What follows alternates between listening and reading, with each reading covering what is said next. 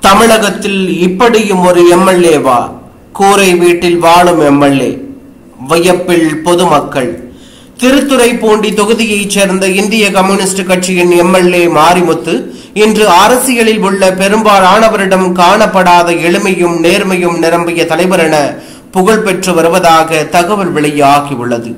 MLA பதவியை வகிக்கின்றவராக இருந்தாலும் இன்னும் தனது பழைய கூரை வீட்டிலேயே வசித்துக் கொண்டிருக்கிறார். அவருக்கு சொந்தமாக எந்த சொத்தும் இல்லை. அவரது பெற்றோர்கள் கூலி வேலை செய்தவர்கள் என்றார் மாரிமுத்து. இன்றைய அரசியல்வாதிகள் பெரும்பாலும் பதவியின் மூலம் செழிப்படைய நினைப்பது வழக்கமான ஒன்றாக இருந்த போதிலும் மாரிமுத்துவின் எளிமை அதற்கு நேரான எடுத்துக்காட்டாக இருந்து வருகிறது. எம்எல்ஏ ஆன பிறகும் தனக்கு எந்த மாற்றமும் இல்லை என்றும் ஒரு பவுன் நகை கூட சேர்க்க முடியவில்லை என்று மாரிமுத்து வெளிப்படையாக கூறியிருக்கிறார்.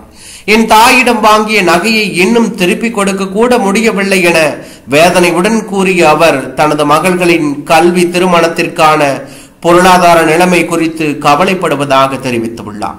அரசியல்வாதிகள் மக்களை பயன்படுத்திக் கொண்டு தங்களை நிலைநிறுத்திக் கொள்வது தவறு என கூறிய மாரிமுத்து எம்எல்ஏ மக்கள் எதிர்பார்ப்பது நேர்மையான எளிமையான தலைவர்கள் என வலியுறுத்தியுள்ளார்.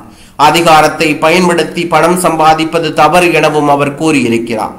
மாரிமுத்து ஐயாவின் வாழ்க்கை அரசியல் என்பது ஒரு சேவைக்கு மட்டுமே என்று நினைக்கும் ஒழுக்கமுள்ள தலைமுறையின் பிரதிநிதியாக திகழ்கிறது.